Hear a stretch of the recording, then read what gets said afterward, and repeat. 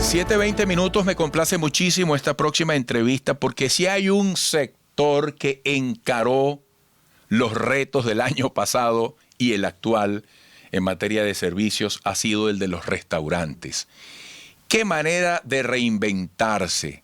Bueno, restaurantes que, valga decirlo, conviven con emprendimientos, pero pagando impuestos, pagando nómina, asumiendo costos, con restricciones de horarios directamente controlados. Me complace darle la bienvenida a Iván Puerta, presidente de la Cámara Nacional de Restaurantes Canares. Iván, buenos días. ¿Qué tal, Eduardo? ¿Cómo estás? ¿Cómo te va? Bueno, bien, Iván, ¿cómo podrías describir la experiencia de los retos planteados del año pasado y que aún están allí, que los ha llevado a conceptos como delivery, como pick-up, horarios restringidos, medidas de bioseguridad, esta alternancia de condiciones para intentar buscar recuperar el terreno perdido? Bueno, sin duda ha sido un reto desde un principio, desde el 16 de marzo 2020, que comenzó pues toda esta dinámica de cuarentena. Desde la Cámara comenzamos a prepararnos, sobre todo nosotros tenemos muchos aliados, muchas alianzas con asociaciones en Europa y cuando menciono esto porque recuerda que ya ocurrieron las cosas antes de que llegaran acá, entonces siempre teníamos una referencia, pudimos prepararnos a tiempo, pudimos conseguir información que nos ayudara a complementar o ayudar a difundir todo lo que tenía que ver con los protocolos de bioseguridad y todas las normas que se deberían de seguir para poder prestar un servicio de cualquier índole. De índole me refiero en sala o a través del delivery, que bueno, que como tú mencionas, fue una fórmula que llegó en pandemia y bueno, llegó ya también para quedarse. Entonces, bueno, nada, desde ese momento te podrás imaginar ese sube y baja, como tú mencionas, de efectos cambiantes, una semana siempre diferente a la otra, pero bueno, siempre el sector, como llaman, a pie del cañón, preparándose, siempre listo para ese momento en que nos dieran la oportunidad de volver a prestar el servicio en nuestras salas. ¿Ustedes tienen algunas propuestas al Ejecutivo, al sector oficial, para una mejor manera de reaccionar e intentar avanzar en medio de la pandemia como servicio? Sí, totalmente. Nosotros más o menos en el mes de julio-agosto, comenzamos a tener ya, digamos que reuniones o encuentros oficiales con el Ministerio de Comercio Nacional, en el cual les hicimos llegar propuestas de cómo los restaurantes podrían adaptarse a toda esta dinámica de cuarentena, cómo prestar unos servicios con ciertas restricciones. Eran unas propuestas que iban obviamente de menos a más, de abrir con ciertas restricciones, controles de aforo, de repente una primera etapa restaurantes que tuvieran terrazas o sitios o espacios abiertos. Y bueno, así iba de menos a más hasta que se lograra ni siquiera un 100%, sino hasta que se lograra al menos un 60% de aforo. Estas conversaciones comenzaron más o menos a mitad de año y bueno, hemos seguido este último cuatrimestre del año, las seguimos presentando, seguimos conversándolas, tuvimos muchísimas reuniones y bueno, esperando que nos dieran esa luz verde para comenzar a trabajar. Tú dices que el delivery llegó para quedarse. ¿Y cuál ha sido el efecto del delivery, además de sus efectos inmediatos de respuesta al COVID? ¿De qué manera tú prevés la perspectiva del delivery? Uno ve que están llegando incluso empresas transnacionales a asumir esos servicios, ¿no? Sí, totalmente. Bueno, cuando te comento que llega, el delivery llegó justo en ese momento. Yo creo que Venezuela era de los últimos países que estaba adaptando esa modalidad o entrando en esa dinámica de los deliveries a nivel latinoamericano. Bueno, obviamente casi mundial. La cultura del delivery está implementada hace muchísimo tiempo. Y bueno, llega en un momento, pues digamos, preciso. Para el sector restaurantes, cuando siempre me preguntan de cifra, y la gente, recuérdate que a partir del 16 de marzo prohíben todo el acceso o que los restaurantes presten servicio dentro de sus salones, Así es. pero sí dan la oportunidad del tema del delivery, ¿ok?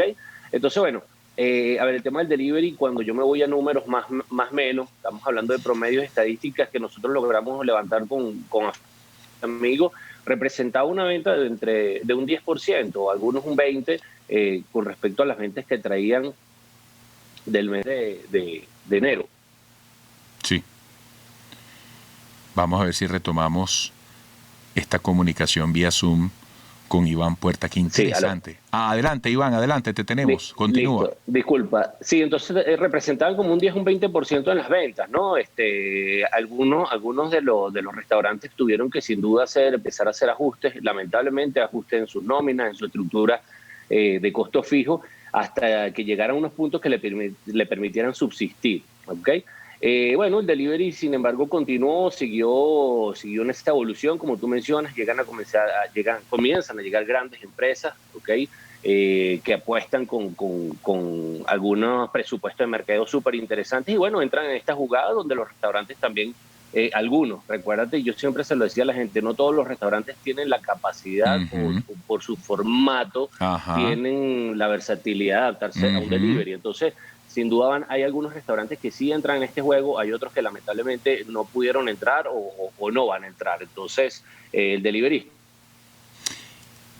se va a mantener y bueno, está ese dinamismo de cada restaurante de adaptarse o quedarse con su formato. Iván, la Cámara Nacional de Restaurantes tiene registro de algunos locales que hayan tenido que cerrar definitivamente hasta nuevo aviso, que no encontraron la manera de sobrevivir.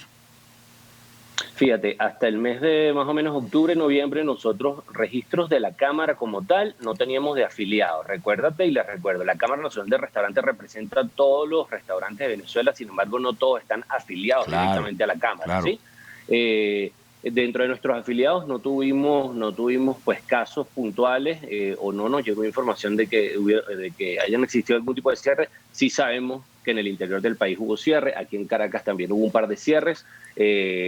Yo creo que lo determinante va a estar en los próximos meses, Eduardo. Yo creo que el 2020 fue un año cargado de esfuerzo del empresario, el dueño del restaurante se metió la mano en el bolsillo para mantener sus nóminas, para mantener su estructura, pero yo creo que los próximos meses quienes no tomen decisiones importantes y las tomen desde ya, yo creo que van a empezar poco comprometida su operación. Oye, qué buena entrevista estás dando, Iván, porque yo siento que un restaurante simboliza la Venezuela que necesitamos, porque un restaurante es intermediario.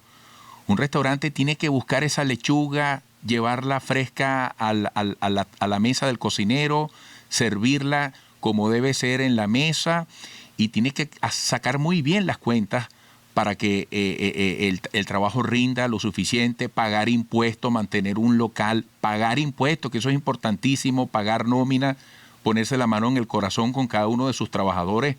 No sé si estoy exagerando, pero yo veo así lo que es un servicio de restaurante. Es la capacidad de transformación que necesitamos.